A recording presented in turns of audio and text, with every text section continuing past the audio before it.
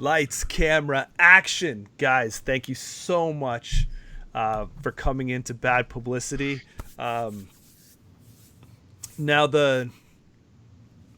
what do we call this place, Corey? Bad Publicity headquarters, the Bad Publicity cave. Ew. I mean, cave seems pretty accurate. No offense. It's a lovely place. So, I'm coming up from your half in the bad pub bedroom. We're doing a little renovations down here. Bringing in all this heavy camera equipment and all this stuff that we do to make the stream better, right? Oh yeah. So we have been under a little bit of a lull. That's a good way to put it. But I mean, life catches up. We kind of we all know that the steady state of the game is hit a little bumps, hit a little snags along the way from a release schedule. And if you are anyone who struggled through one of our big technical difficulty episodes where we already talked about Quicksilver, then thank you. But so we're kind of making a change and just recording this one and throwing it up now. So we hope that you've rejoined us or catching it for the first time. Yeah. So as you mentioned, this is actually, you won't know this unless you were on the stream, but this is actually our second attempt at the Quicksilver episode because there was an audio issue in the last one, and we just didn't feel like it was good enough content to leave up on the page. So we decided to just scrap it. It was a good time. We appreciate those who contributed, but we're just going to redo it, and hopefully it comes out better this time.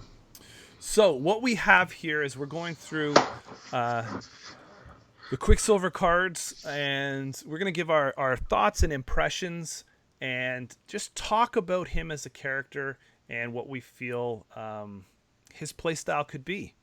So, Corey, why don't you kick us through here?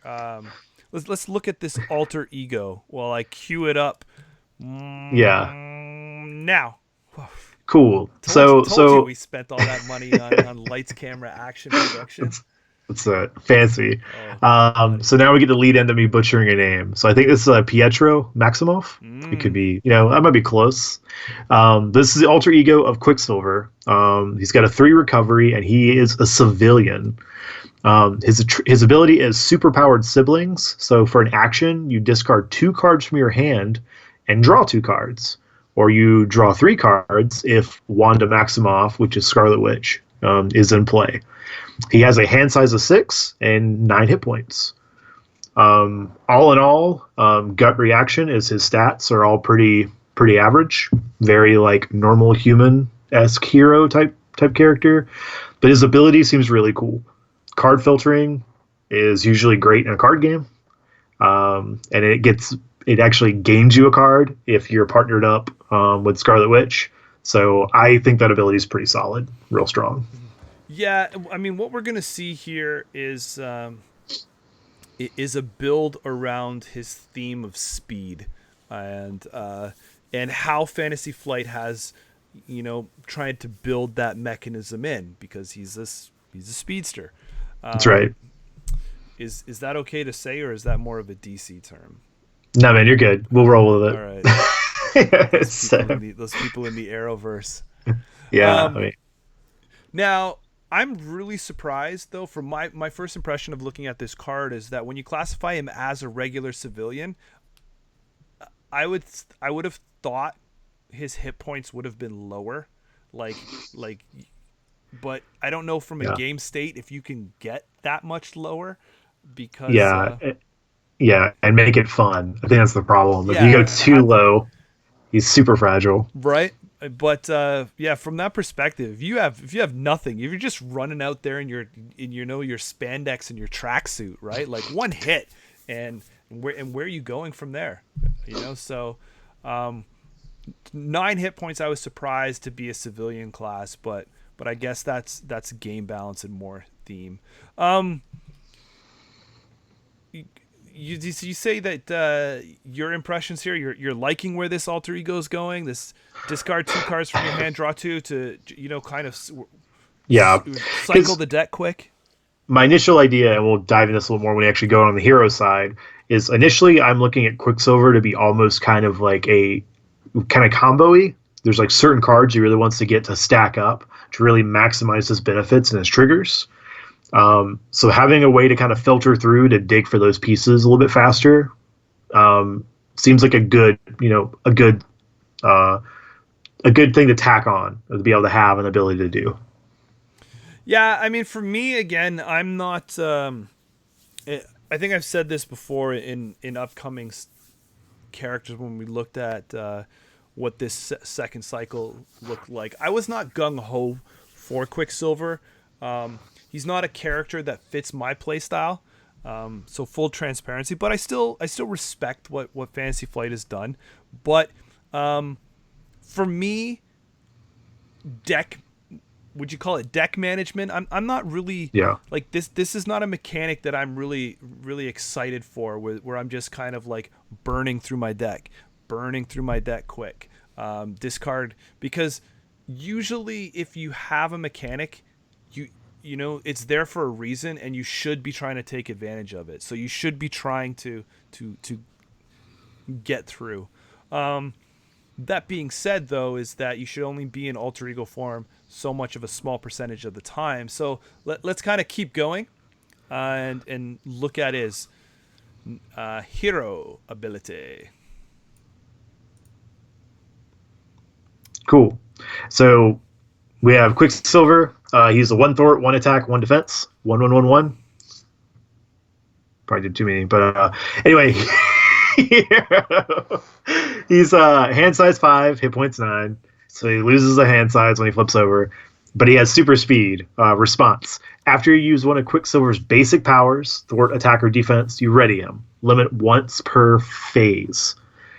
I stress that part because he can trigger his ability during the hero phase and the villain phase, which means he can defend almost effectively for free on the villain phase if you actually make his defense worthwhile, where he's not just getting the hell beat out of him when he jumps in to do so. But so I like this trigger. He has very weak stats. It's not a very impressive like 1/1/1. But as you'll see, as we talk about more cards further down, you'll kind of see what they want you to do with Quicksilver. But I think the trigger can be very powerful to kind of let you double action, get more mileage out of them. Yes, and this is where I think, for me, unfortunately, he becomes very much, and hey, someone prove me wrong, right? But he becomes very much tunnel focused, where we are using things to boost his normal attacks, and after you use one of those basic powers, you're going to ready him up so he can go again. Right? So this is again on playing into his speed, right? His this is how Fantasy Flight has gone through and added another thematic touch into Quicksilver. So I look at this right now and I'm like, okay, very vanilla base stats of 1s. His hand size, he's lost a hand size. I guess he's going too fast. He dropped a card. He can only keep the 5 cards. Can't go back and pick it up. All right. So, what would have been interesting, Corey, is do you think that for the ability of speed, are you happy with how they've kind of put that in thematically with this, where he can just keep, where you're untapping him or readying him? Or would you like to have seen a larger hand size, so for speed, maybe you can do more in one turn? So I like their implementation and the fact that he's getting to do more, but he's getting to do more stuff with like a variety of things, but he's also getting a trigger that matters during the villain phase as well. So he's still technically getting his power on both phases of the game, which is interesting. And I think one that feels a little bit more like interactive than just a larger hand size. Like the larger hand size is fine, but like 1 that's really powerful in a card game, bigger hand size, Don't even get me started on Netrunner and Andromeda. Bigger hand size, bigger hand size is really strong. Um, but then it's just like your options are just based on your cards. While there's some cool combo potential and neat build stuff you can play with Quicksilver to make his triggers and what he's doing a little bit more interesting. Yeah, I'd have to agree. I'm really glad they didn't play with the hand size mechanic to do speed. I like the ready. He's ready to do Yeah. something else because he did his first action so quick. Boom, ready him up, do something else. Right. The um, next phase, something happens, you can ready him again. Boom. Right. So he can kind of be all over the place. Right. So that's really Yeah. that's cool to see that they decided on that. But again, unfortunately, because of that, I feel like the rest of his kit just kind of empowers that because you have to keep because these cards, if you could add them into any deck, might get a little out of control for some of the other heroes. So you have to kind of group them, make them a Quicksilver only card, which kind of take some of that that awesomeness out, expecting really cool hero cards. So Yeah. what do we mean by all of that jargon? Well, let's go through this. Yeah. So I'll let you introduce your favorite card in the game.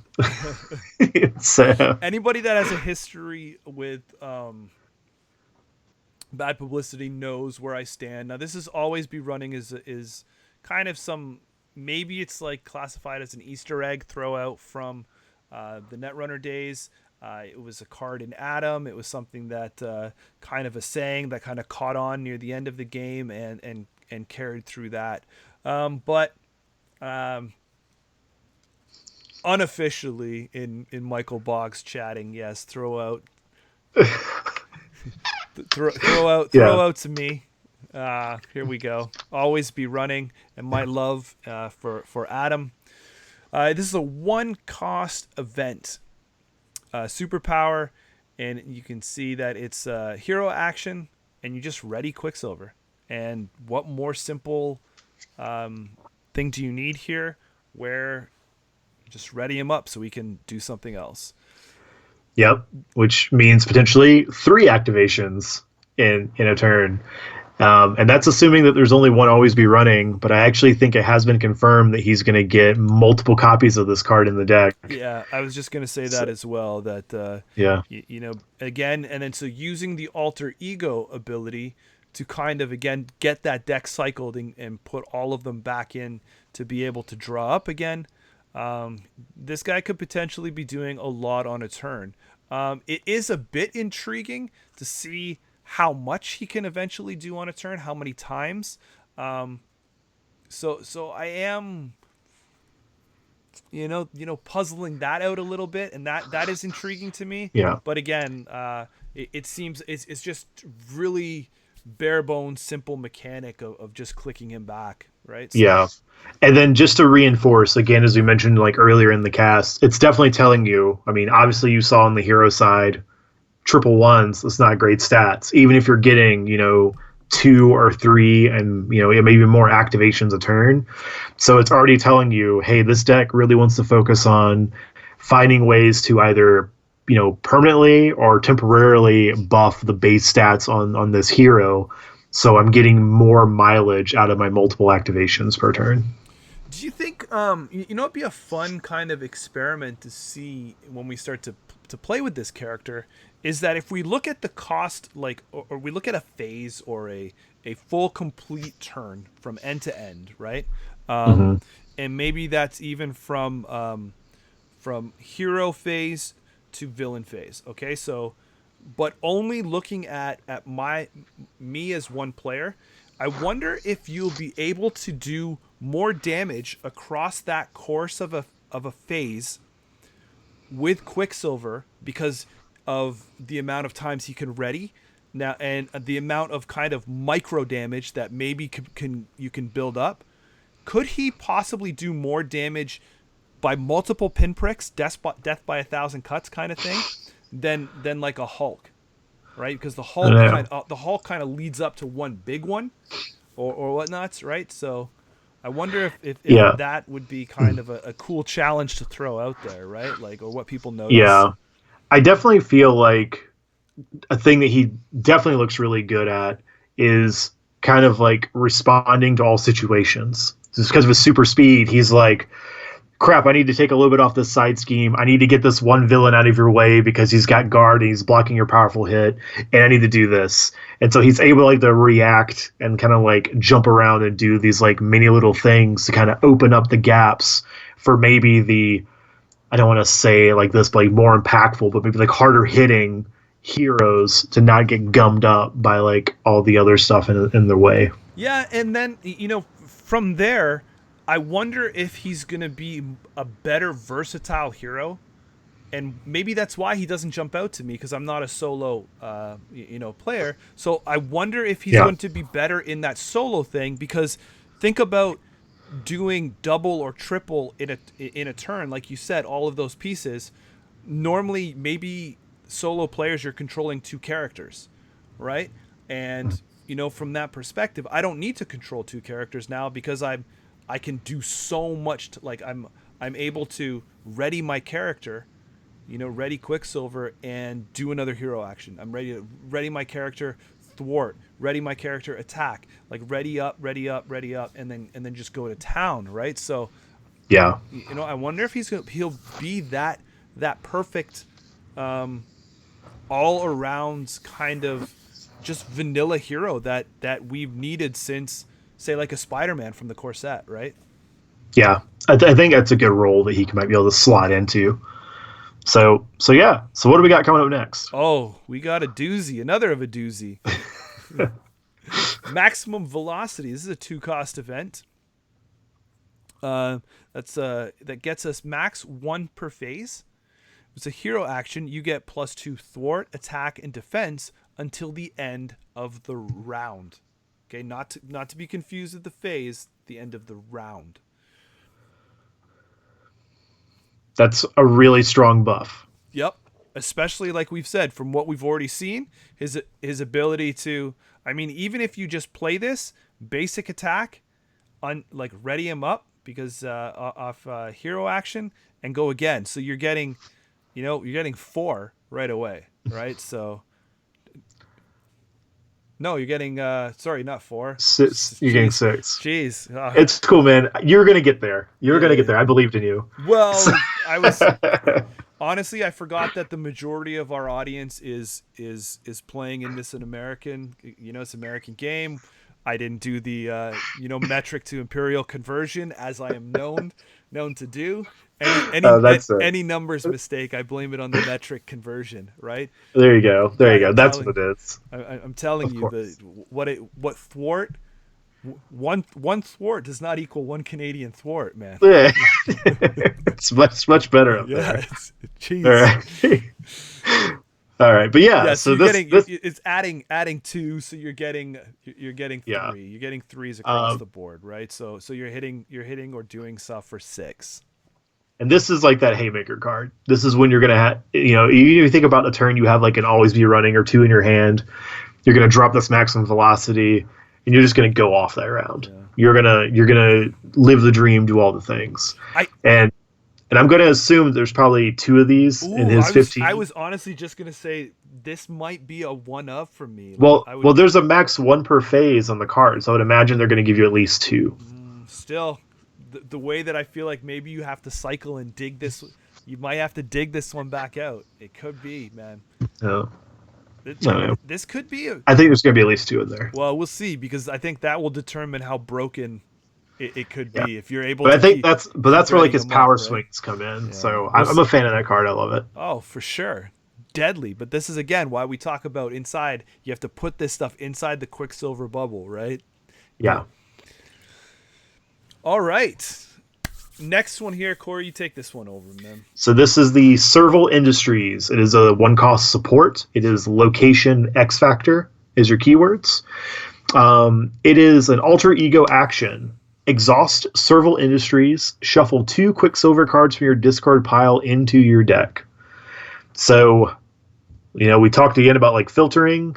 And this right here helps you take those like really good, powerful, like hard hitting cards that are good in the moment and just loading them back in the back into your deck. So that way they'll be there and you can fish them out. It also helps to kind of like extend your deck going on a little bit more, so you're not reshuffling as often if you're able to get it out early in the game.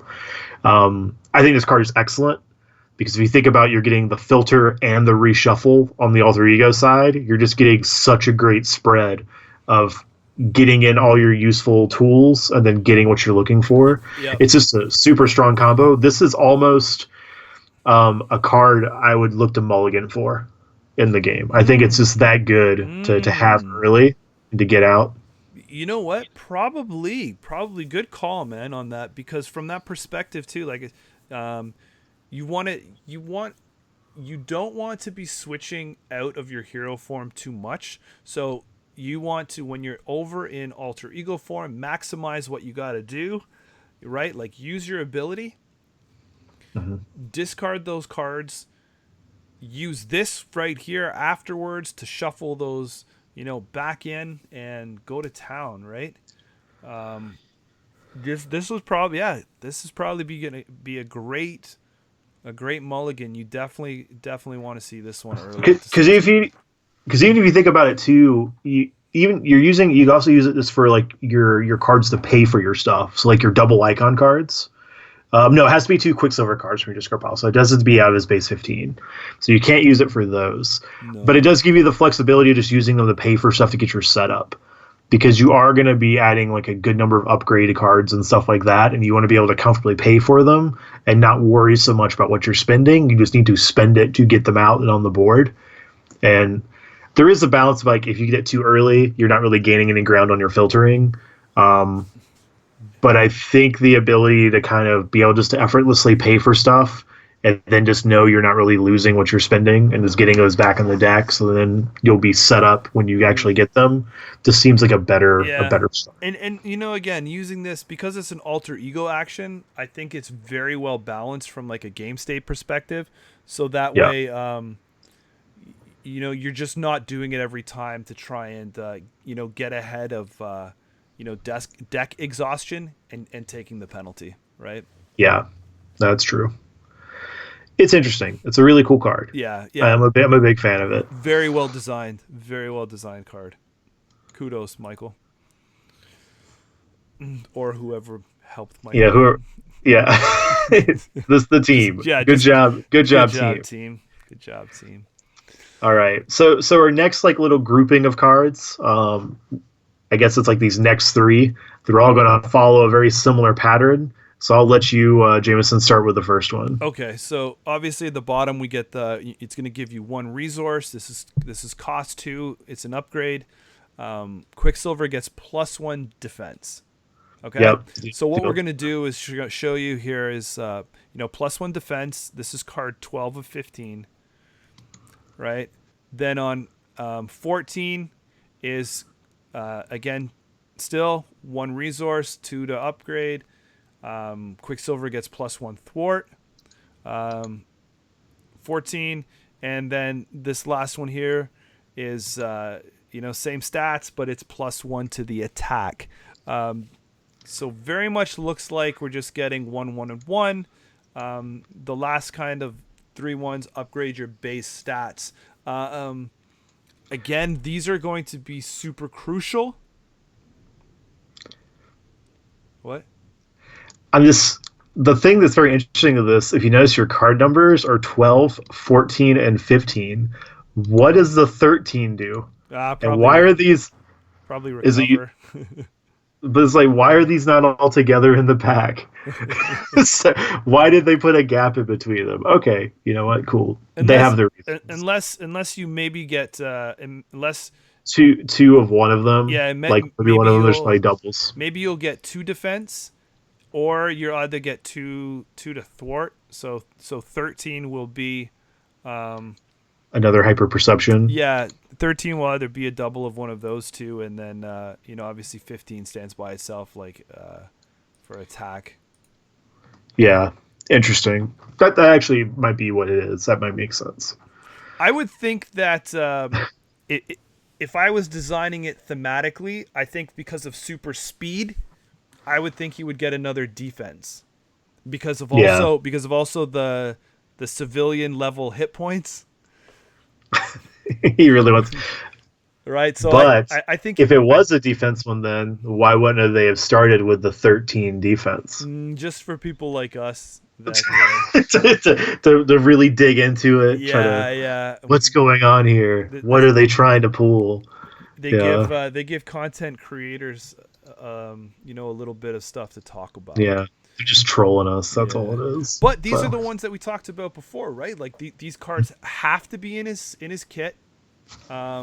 Yep. And if they were out of his kit and you were just throwing these upgrades inside of the other heroes, it would just be obviously too powerful. And this is where I guess I come back to where I do think there's some cool flexibility in his builds in the sense that the aspects you pick, there's also other stat enhancers. So like for example, like aggression, you've got combat training. You've got things like armored vests and protection. So there's other things depending on your aspect that you could really super focus in on a stat to really increase it and benefit off those like extra ready triggers. Yeah, I mean, it probably could depend on your group too, right? So what you're gonna do, who does what. If you guys talk, and plan that out before the game starts, right? Yeah. Oh, they just show up. I'm gonna do this hero with this build, and then the Quicksilver guy can adjust to what he's needed. But I really do think that from that perspective, my guess is another defense because of super speed. He can just dodge all over the place, right? That's how it goes. Yeah, makes sense. So that's all the things we've seen so far in the main Quicksilver kit. If you don't talk to your group about what you might play when you show up, you might run into the situation of the next card we're going to talk about, which is Multiple Man. so, what are the odds? We all showed up with Captain America. We're all playing Doctor Strange? Weird. Yeah. Anyway. I think the weirder thing, too, is that, or something to talk about is do you feel that he fits in protection? I do, because he gets that ready trigger so he can defend somebody and then be ready to do a second defense. I think like initially out of the gate, not good, because that stat line does not scream I'm good at protection. but when you get that set up and then you start stacking those triggers, he starts to really escalate being able to defend. It also gives him the cool thing of even just doing one defense and he's still ready going into the hero phase. Yeah. Which is also like a really strong ability, because normally like Captain America builds that do that have to play with a bunch of cards that get him the ready trigger. And since Quicksilver just has that built into his his base hero power, he has all these open card slots that he can play with that he's not spending on all those ready triggers. One of these cards that sits in the protection build here, and I mean, this could really be a game-changing ally here. It could. This might be the reason to pick up the pack if you're not so gung-ho on Quicksilver, right? But you love protection. But you love that protection. This could be really cool because it is the first time we have seen an ally that is not unique. Yeah. Right? Multiple Man. A 4-cost ally, which, guys, you know how we feel about 4-cost allies here at Publicity. You know how we be feeling about them 4-cost allies, right, Corey? We told them. It's true. Since this game started. We are not kind. Allies. We are not kind to 4-cost allies, especially 4-cost allies with just 2 hits, and their stats are 1 and 1. So let's see what this guy's going to do for us, because he is the X Factor. He is the Simon Cowell. After Multiple Man enters play, search your deck in hand for a copy of Multiple Man and put it into play. Shuffle your deck if it was searched this way. And I think I have confirmed this. Okay. He does trigger on his other versions coming into play. So basically you're going to pull 3 copies of him out, right? Yes. Because that's what we're dealing with. Even though there's 4 in the picture. Don't worry about five. it. Oh, that's right. There's 5 in there. Yeah, well, that's there's the guy. Shadow. Maybe there's another guy back there too. A 6. Who knows? Yeah. The other guys. Is he like a dark, just a dark one behind the guy eating elephant popcorn or whatnot? So from this perspective, they've decided to give you 3 multiple men. Some people that may not be enough, but others are okay with that because these are going to be taking up deck slots. But where that goes is... Tell them. That's Value Town, man. Yeah, you're thinning your deck, plus you're getting out effectively 3 bodies that can do different things or just be 3 defenders. Like, think about it, especially if you're playing like solo or 2 people and you just want to have a chump that you can throw into attacks. You just brought out 3 guys. Don't be talking about my boy multiple man as a chump. Yeah. This guy's not. He's not. This is guaranteed at least one of them's a chump. But yeah, I think it's really cool. Yeah. It's a really cool like card design, a really cool idea. Don't sleep on it. No. Try it. So and the other thing too is that I hope they keep from a consistency because it's an exact multiple. The resource should be the same on each one. It shouldn't be like a little kind of thing where they move the resource. And I'm just glad as one of the few people who really love playing the protection aspect. Like, it's my favorite one to play. That we get some cool cards like this in our aspect. Just amazing. Yeah, so it's just cool to see this in that space of what can be considered as a kind of boring aspect to some people. Let's already go through the awards that this can win, right? Best protection card. Okay. Best ally card. Best flavor text card. It's true. That's pretty good. That is true. That's 3 awards, man, that this guy can win from this cycle. This is genius work here. It's a really sweet card. Love it. I'm excited to play with it. It's a big one. All right. So we've got one last card to go over real quick before we wrap this up. It's not Warlock. Yeah, you're right. It's not Warlock. It's not United We Stand. You're correct. It's Order in Chaos, the neutral team-up card that comes with Quicksilver and Scarlet Witch. So this is a 1-cost event, team-up, which is maximum per deck. And the way the team-up mechanic works, if you're unfamiliar, is in order to be able to play the card, the game state needs to see a Quicksilver and a Scarlet Witch in play. If you meet that, you're able to play the team-up card. It is a hero interrupt. When a treachery card is revealed from the encounter deck, cancel its when revealed effect and deal 2 damage to the villain. Boom! This card is insane. This card wipes the floor with whatever Ant-Man and Wasp kind of team up we're doing. Like if I'm showing up with my Scarlet Witch deck, someone better be coming.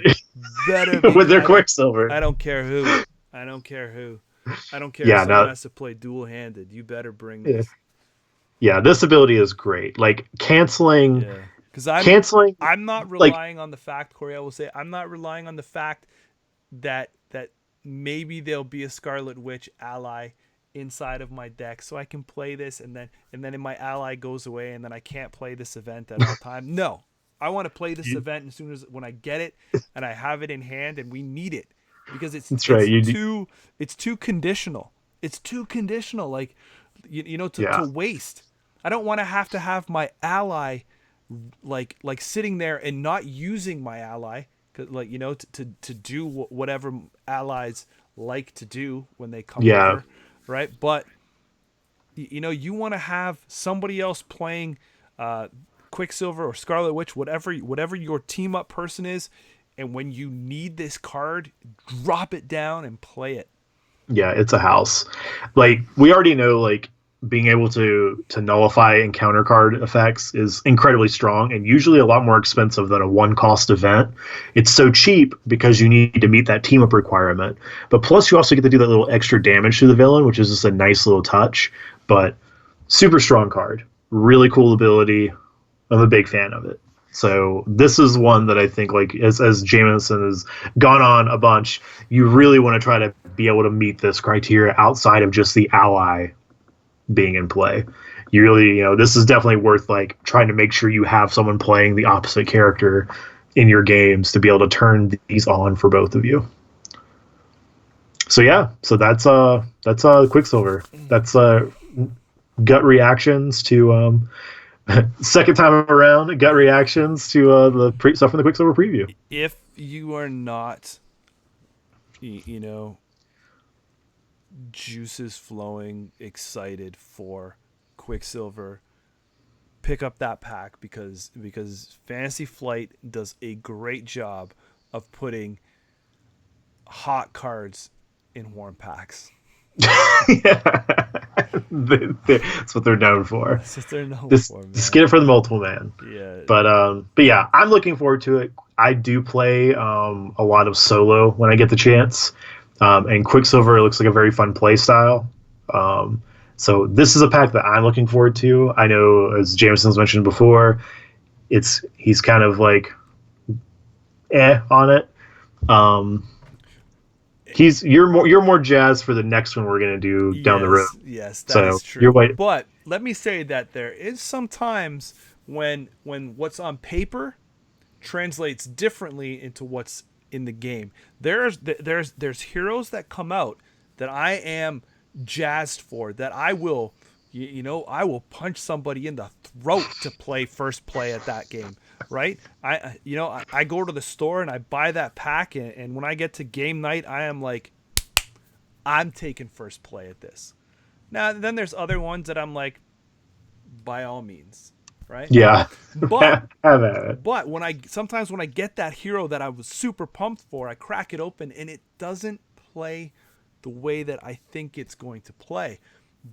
And there are ones that I've been like, meh on. So I tell you, Corey and I, let's not get into it here, but there's a hero that I was like, meh. And I picked it up and I'm like, ooh, this was my new favorite one. This was my new, this is my go-to, and nobody touches that hero. And I'll say that hero, I won't say he or she. I'll say that hero, not to give it away. But I was pleasantly surprised by one, and it totally flipped me after I tried it. So maybe Quicksilver will totally play it. And I am also known to be, what do they call those? Is it like a hipster thing or something? There you go. Your hero hipster. Yeah. If everybody starts hating on one hero, I'll probably be the guy just to like that hero and to play that hero forever and ever. So really the moral of the story is, don't knock it till you try it. Yeah. Or you never really know what you're going to get with me on game night. It's true too. It's spin of the wheel. You never know which Jameis is going to show up. Cool.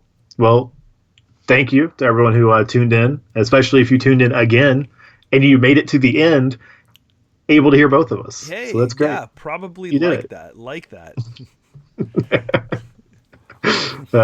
Right. It's always fun to see if we can, accumulate some likes, accumulate some subscribes on the channel. It's always fun to see what people write. Even if you just want to tell us what you're eating while you're watching this episode, we still like to hear about it. Throw it down in the comments below. Thank you much for engaging us. And we will catch you next time on... We don't have an outro, man. On Bad Publicity.